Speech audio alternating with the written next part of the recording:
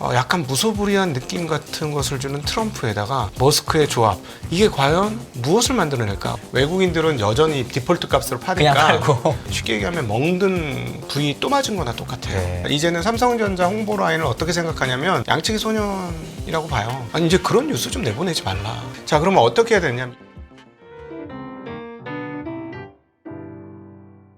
사실은 이번에 트럼프가 당선되기 전까지도 머스크를 보니 트럼프 당선되면 이게 나중에 어떻게 같이 묶여서 흘러갈까라는 상상을 많이 해보셨을 것 같거든요. 네. 여기에 대한 답변을 오늘 주실 수 있을 것 같은데요. 미국 시장이 지금 분위기가 굉장히 흥분했죠. 이 정도면 흥분했다고 표현하는 게 맞을 것 같고요. 비트코인도 흥분을 했잖아요. 9만 달러 정도 지금 가고 있으니까. 그러면 그럼 이거를 어떻게 분석할 거냐? 앞으로 어떻게 해야 될 거냐. 분석도 분석이지만. 저는 네. 이거 분석 안 되는 영역이라고 생각해요. 그러니까요. 이거는 이제 그러니까요. 감정적 영역으로 넘어갔고 네. 기대감 영역으로 넘어갔기 때문에 이거는 이 기대감이 꺼질 때까지예요. 그래서 곰곰이 생각해 봤어요. 도대체 이 기대감이 언제까지 갔다가 언제 깨질 수 있을까? 네. 그러니까 굉장히 중요한 인물이 하나 나오더라고요. 역시 그 머스크였죠. 머스크가 굉장히 중요한 인물이에요. 그리고 지금 시장에서의 핵심도 머스크와 관련이 있습니다. 일단 첫 번째 주식 시장에서는 테슬라가 가장 시세가 좋게 나오고 있고요. 그 다음에 그 코인 쪽에서는 도치코인이 가장 시세가 좋게 나오고 있어요. 한 달도 안 된 사이 3배쯤 올랐습니다. 3배 올랐습니다. 네, 그러니까 역시나 지금 중심에 머스크가 있는 거고 머스크에 대한 기대감이 지금 시장에서 엄청나게 나타나고 있구나. 그러니까 이런 조합일 거예요. 약간 무소불위한 느낌 같은 것을 주는 트럼프에다가 기업경을 또 무소불위처럼 했던 머스크의 조합, 이게 과연 무엇을 만들어낼까? 우리는 여기에 타서 무엇을 얻을 수 있을까? 하는 생각을 지금 투자자들이 하고 있는 거죠. 그러니까 기대감이 엄청나게 올라가는 거예요. 자, 그럼 도대체 언제 이 기운이 좀 멈추겠는가? 그래서 이건 이제 우리 과거 경험을 대입해 봐야죠. 네. 뭐 정확하게 맞는 답이 있는 것도 아니고 분석이 될 수 있는 것도 아니고 뭐 학문적으로 파기도 힘들고 이렇게 보시면 될 것 같습니다. 반영이 언제 끝나느냐? 우리가 항상 뭐 선반영한다고 하는데 지금 이게 선반영도 일부 됐지만 기대감이 또다시 새롭게 생긴 거잖아요. 당선이 되면서 지금 회자가 되고 있는 가장 머스크와 관련된 이야기는 뭐죠? 장관이 되느냐 마느냐. 그렇지 않습니까? 네. 여기에 핵이 있는 것 같습니다. 장관이 되느냐 마느냐. 장관이 되어도 끝, 안 되어도 끝. 네. 네. 그러니까 그게 결정이 나야 될 것 같아요. 장관이 아니고 백악관에 들어가는 건 어떨까요? 아예 비서실로. 그럴 수도, 왜냐하면 비서실은 어쨌든 인주는 필요 없으니까. 네. 미국은 명확하게. 머스크가 그렇게 할 가능성이 있을지는 잘 모르겠어요. 아마 오히려 그게 더 실세라고 느끼지는 않을까요? 어떨 것 같으세요? 자기 일도 바쁜 사람이 그렇게 할 수 있을까? 잘 모르겠습니다. 네. 근데 어찌되었건 그 과거 꽤 오래전부터 너무 잘 아시겠지만 이번에는 비트코인이 어마무시하게 오른 것 같지만 도치코인이 진짜 많이 올랐거든요. 네. 이 도치코인과 관련해서 트럼프가 과거에도 굉장히 많은 트윗을 날렸었어요. 그래서 이것과 관련된 생태계를 만들고 싶은 욕망들이 분명히 있는 것 같습니다. 그래서 그냥 회자되는 일반적인 얘기는 이거죠. 도치코인 가지고 테슬라 자동차를 사게 해주겠다. 이런 거죠. 그렇게 되면 이게 어마무시한 파괴력을 가지게 되거든요. 왜냐하면 한 번도 코인들이 시중에서 현물 또는 현금처럼 거래된 적이 실제로는 없거든요. 상징적으로 아주 초기에 피자 한 판 피자, 비트코인 그렇죠. 하나였죠. 예. 얼마나 아까워요. 비트코인으로 피자를 사 먹었죠. 한 판 사 먹고 네. 그랬었죠. 네. 네, 그러니까 뭐 그런 거는 그냥 상징적으로 있었습니다. 뭐 거래가 가능하다는. 그런데 실제로 거래가 가능한 적은 없었어요. 네. 이걸 거래로 가능하게 하면 어떤 일이 어떻게 펼쳐질지 잘 모릅니다. 그러니까 지금 원래 주식이라는 게 다 잘 아시겠습니다만 정확하게 무엇인가 윤곽이 드러나면 그때부터는 밸류에이션 칩니다. 사람들이. 보이니까. 네. 근데 제일 무서울 때가 언제냐면 안 보일 때. 아리까리 할 때. 네. 이게 뭐지? 이게 어떻게 되는 거지? 이러면 그때는 가격을 마음 먹기대로 주는 거예요. 네. 그리고 마음 먹기대로 미래를 당겨오는 거고. 그러니까 지금 미국의 시세는 지금 이렇게 지금 나타나고 있다. 특별히 오늘 새벽에 끝난 미국 증시는 더욱더 그랬다고 보는 게 기술주들이 꺾였어요. 근데 그동안에는 이번 트럼프 당선되기 전에는 기술주하고 비트코인은 동행하는 입장이었습니다. 그러니까 분명히 기술주들이 좋을 때 비트코인이 좋은 경우가 훨씬 많았지 기술주 죽었는데 비트코인만 간다? 전혀 그렇지 않았거든요. 근데 지금 이번에 트럼프가 당선이 되는 과정에서 이 궤적이 이렇게 좀 달라진 거죠. 궤적이. 그래서 이거는 전적으로 뭐 우리가 지금 표현한 트럼프 트레이딩 쪽에 있는 것이다라고 보고 저는 이거는 지금 허니문 기간이라고 봐요.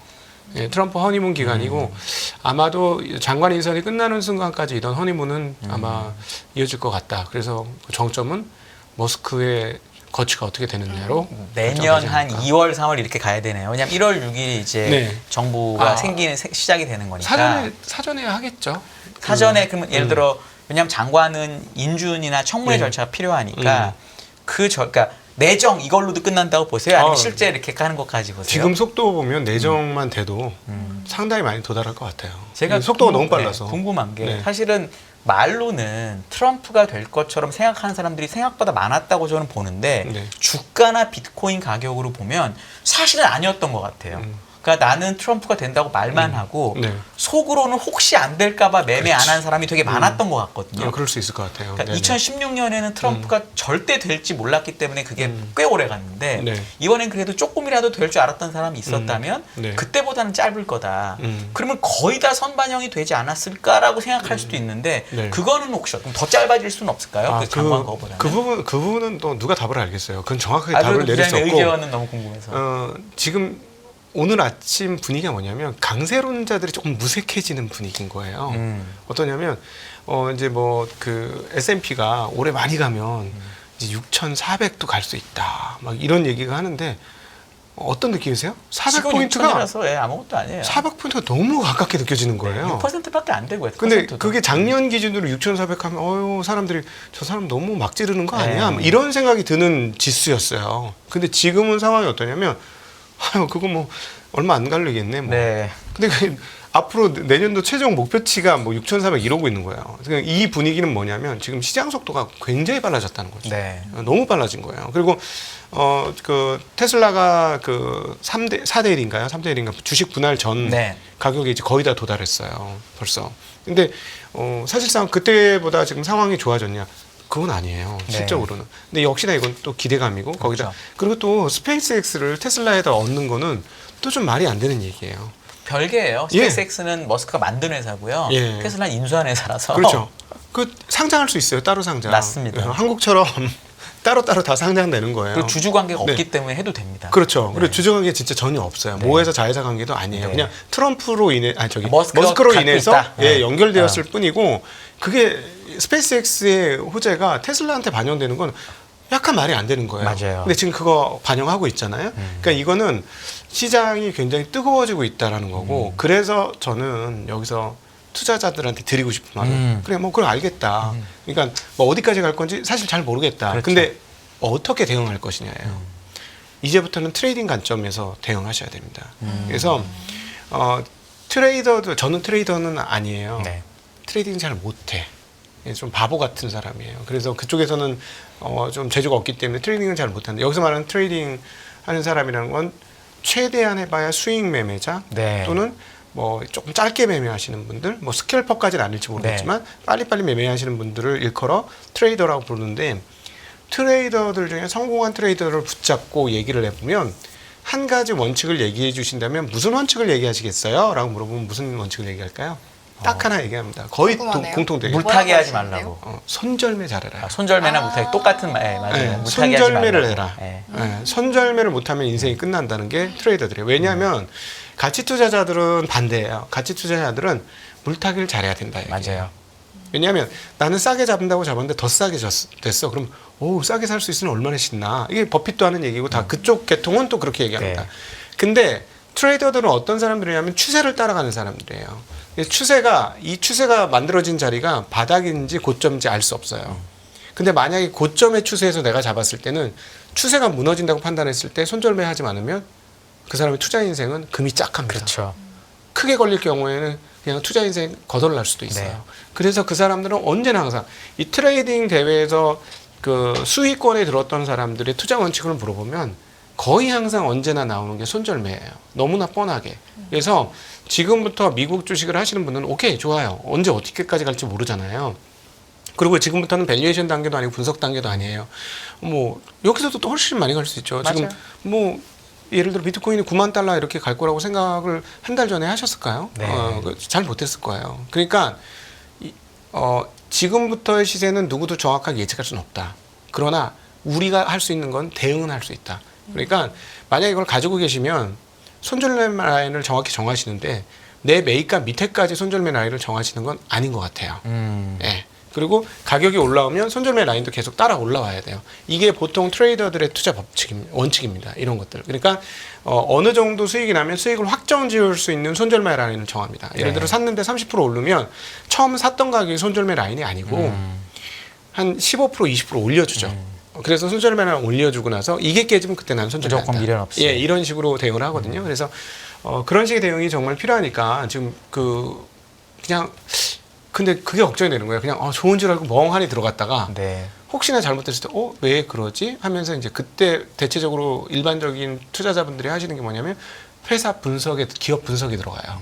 아닙니다. 지금 그 단계 아니에요. 네. 기업 분석으로 답 나오는 시장이 아니고 사람들의 기대감과 심리로 움직이는 거니까 철저하게 그렇게 대응하시는 게 필요한 상황이다라는 말씀드리고 지금 싶어요. 자연스럽게 두 번째 주제로 넘어간 느낌인데 사실은 이제 저희가 첫 번째 슬픕니다. 두 주제를 번째는 좀. 다루면서 이제 뭐 트럼프 이야기하고 머스크 이야기할 때 국장을 주로 하시는 분들은 이제 채팅창에서 이런 말씀도 많이 하셨거든요. 그래서 결국 우리나라랑 무슨 상관이야? 그러니까. 나는 관심 없다.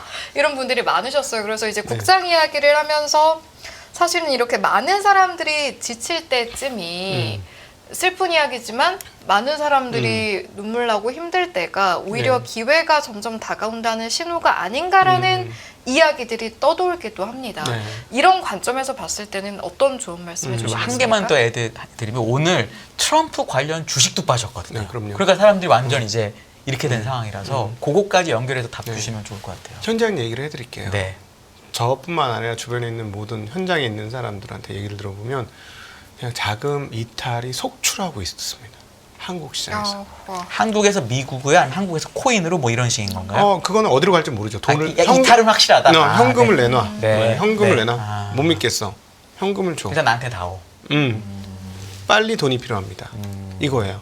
굉장히 강력하게 그 분위기가 만들어지고 있거든요. 지금.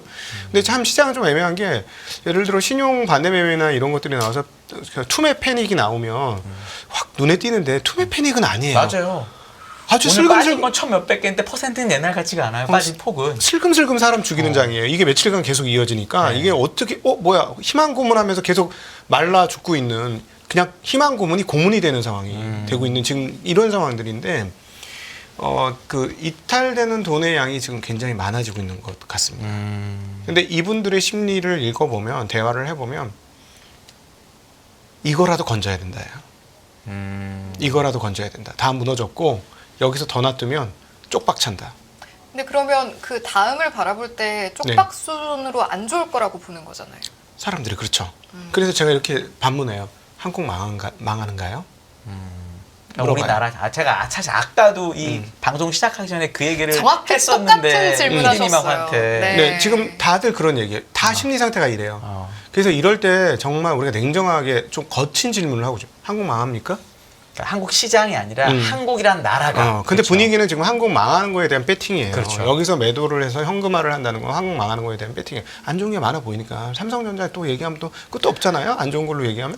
그러니까 이제 망할 것 같으니까 이제 빨리 현금화하고 불이 붙은 저쪽으로 가서 빨리 회복을 해야 되겠다. 이것들이 지금 계속 속출하고 있고 이렇게 전화를 하고 주변 사람들한테 물어봐도 마찬가지입니다. 그런데 이렇게 얘기하고 싶어요. 한 2년 정도 지나면 똑같을까 지금 상황들하고. 그래서 그러면 뒤집어서 그러면은 뭐 이런 얘기하면 아마 댓글로 엄청난 욕이 쏟아지긴 하겠습니다만 호재는 없는가에 대한 고민을 한 번쯤은 해봐야 됩니다. 네. 그럼 물론 언제까지 견디라는 거냐라고 할 수 있지만 그렇죠.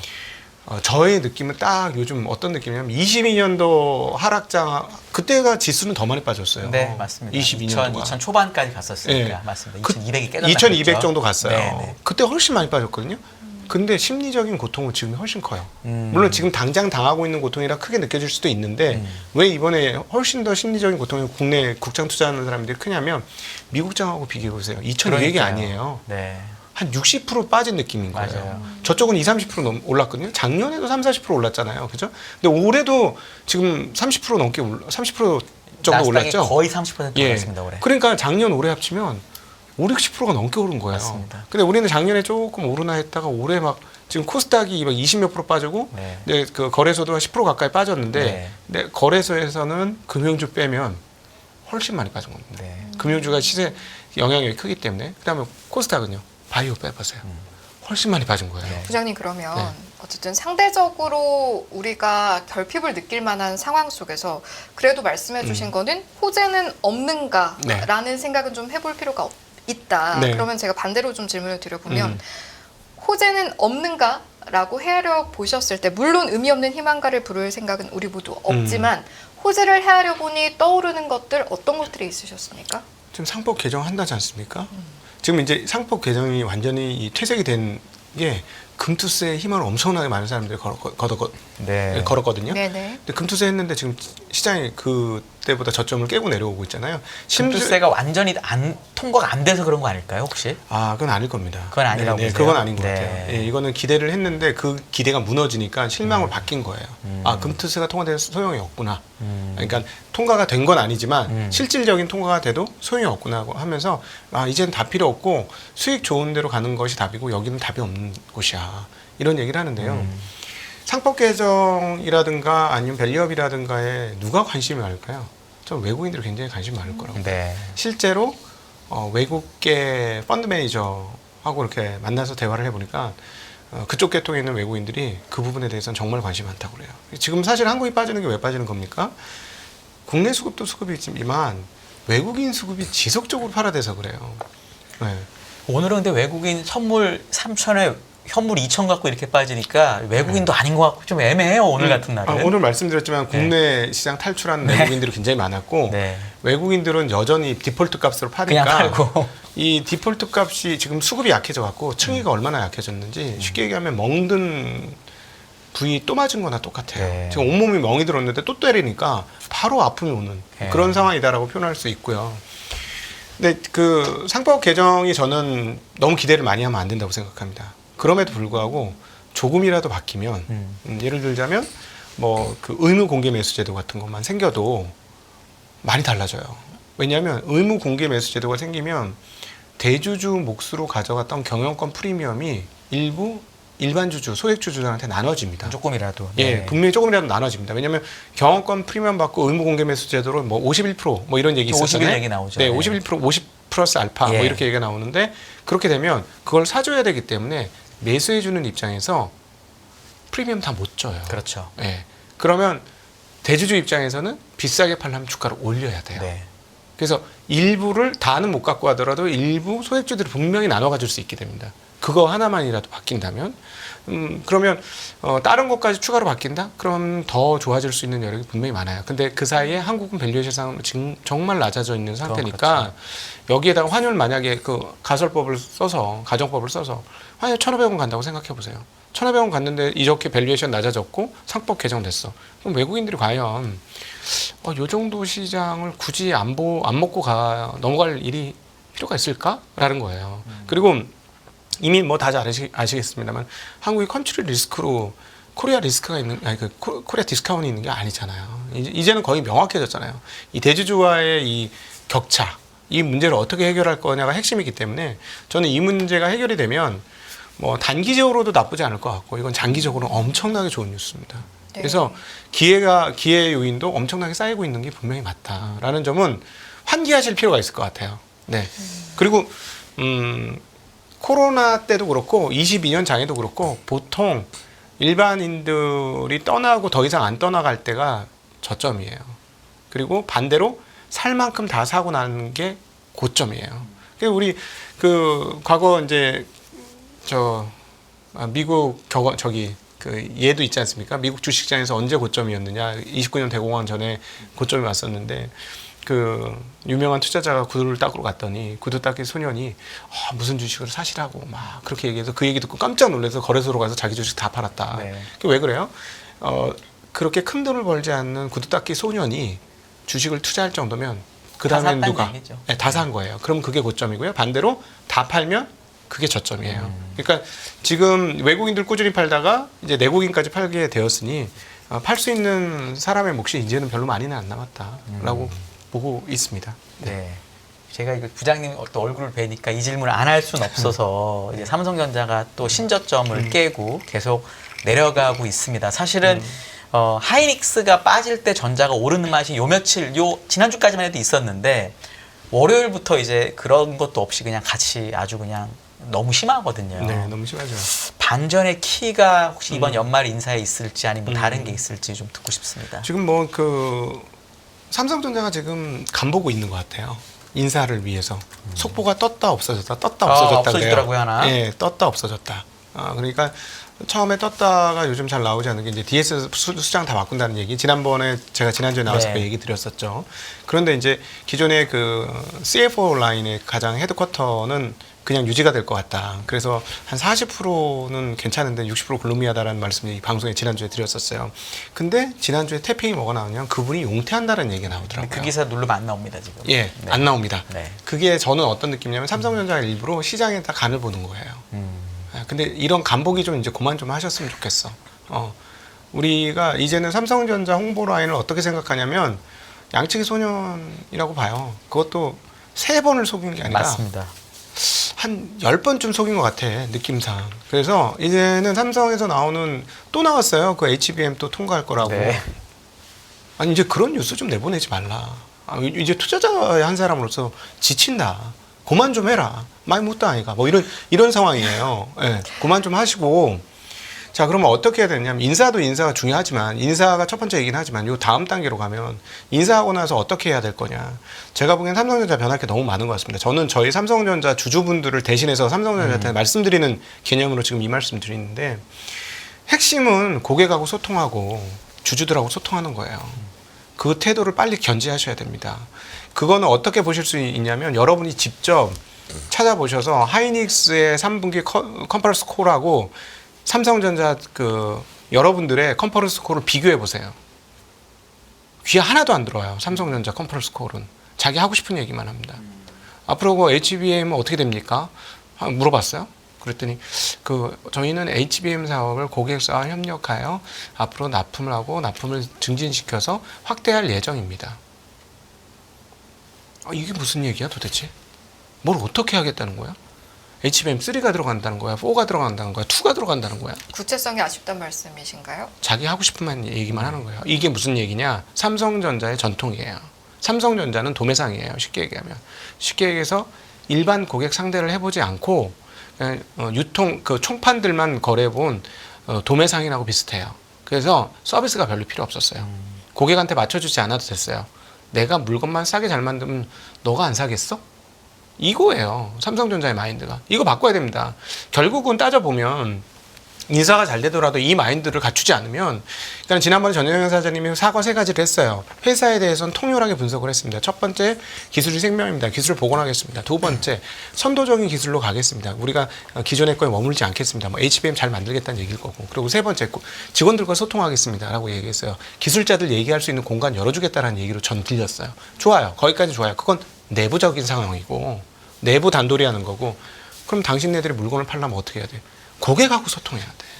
제발 좀. 왜? 이미 여러 막 다 들리잖아요. 외국의 주요 고객사들이 삼성한테 물건을 맡기면 피드백이 제대로 안 나온다는 거예요. 뭐가 어떻게 잘못되고 있는 과정인지 어떻게 퍼포먼스가 나오는지 어떤 과정으로 가고 있는지에 대해 자세히 설명을 해줘야 될 거 아니냐는 거예요. 아니 TSMC하고 그렇게 큰 차이가 안 났던 16%의 시장 점유율을 가지고 있었고 그래서 차기에 TSMC를 앞서보겠다고 2030년까지 계획을 짰던 사람 그 회사에 왜 고객들이 싸게 해준다는데 안 주고 떠났을까요? 네. 기술적인 벽도 분명히 있어요. 기술적 장벽도 분명히 있는데 제가 보기엔 소통 부재도 엄청나다고 생각합니다. 이거는 왜 그러냐면 메모리 반도체만 팔았기 때문에 앞서도 말씀드렸듯이 잘만 만들어서 성능 좋은 거 가성비 있게 만들어주면 끝인 거예요. 자, 네. 그럼 가장 큰 패착이 일단은 소통이라고 보시는 건데 네. 다른 것들도 있습니까? 다른 것들 많죠. 솔직하게 인정을 안 한 거잖아, 자기들이 잘못한 거에 대해서 인정을 안 한. 제일 큰 패착? 자, 22년도 11월 달에 챗 GPT가 나왔잖아요. 3.5가. 그때 A1이 망했어요. 14나노 가량의 그 A1 D램이 망했다고. 그러면 챗 GPT가 나왔으면 그때부터 고쳐서 했으면 지금쯤 제대로 된 게 나왔을 거 아니에요. 그때 그때 했어도 돼요. 거의 1년 반, 2년 전이니까. 근데 그때 안 한 거예요. 왜? 덮은 거지. 덮은 거예요. 근데 얼마나 많은 홍보를 했습니까? 작년도 상반기 초에 이거 우리 중반이면 만들어요? 조금 있다 9월이면 만들어요? 조금 있다 11월이면 만들어요? 오래되니까 또 올해 만들어요? 도대체 뭘 만들고 있는지는 잘 모르겠어요. 계속 만든다고 하는 거예요. 그러니까 고객하고 소통을 좀 해라. 그리고 고객이 이거 아닌 것 같은데 얘기하면 빨리 인정을 해라. 빨리 인정을 하고 소통하고 우리가 부족합니다. 우리가 배우겠습니다. 아니 하이닉스가 왜 그렇게 됐어요? 하이닉스가 제가 보기엔 부족하고 모자랐기 때문에 그렇게 됐다고 봐요. 고객 얘기를 들은 거죠. 우리가 이거라도 좀 잡아야 되겠는데 물론 정확하진 않았어요. HBM이 이렇게 될 거라고 누구도 몰랐어요. 그럼요. 삼성전자가 HBM 라인 날려버릴 때 하이닉스도 우리 지금 뻘짓하는 거 아니야? 고민했겠지. 너무 겁이 나는 거죠. 이거 잘못했다고 우리 돈만 헛쓰고 이거 그렇죠. 또 망하는 거 아니야? 막 이랬었는데 갑자기 시장이 열린 거야. 그래서 그때 분명히 HBM 처음 그 AI 가속기 나왔을 때 AI가 우리를 살렸습니다. 이랬어요. 그때 실적 발표 하이닉스가. 그러니까 근데 제가 너무 답답한 건 삼성전자가 그 얘기를 듣고 그 상황을 보고 나서 왜 대응 안 했냐는 거예요. 혹시 그 전에 잘못한 건 괜찮아. 그거 때는 고쳤어야 돼. 혹시 네. 메모리 자체 왜냐하면 지금 사실 어제 그저께 삼성전자는 SK하이닉스가 빠지는 게 이 중국에서 저가 메모리가 양이 많아져서 마이크론도 이길 정도의 양이 된다는 걱정이잖아요. 네. 근데 만약에 삼성전자가 이 D램 자체의 경쟁력이라도 살아 있으면 이 정도로 빠질 것 같지는 않은데 이 D램 자체도 경쟁력이 떨어질 거다라는 걱정이 녹아 있다라고 저는 보는데 그거에 대해서는 어떻게 생각하세요? 제가 지금 1A가 망했다는 게 그거 얘기를 네. 드린 거예요. 1A D램이 망한 거예요. 결론적으로 지금 봐서는. 물론 격차는 있습니다. 미국, 네. 중국하고 아직까지. 걔네는 뭐 예를 들어 뭐 X라든가 이런 네. 쪽으로 가고 있는 거고 우리는 그 끝나고 1A가 와 있는 건데 이 근데 문제를 이제 그 다음 것도 네. 해서 DDR5를 하긴 하니까 네. 앞에 게 망했다. 요 다음 것도 상태가 안 좋다.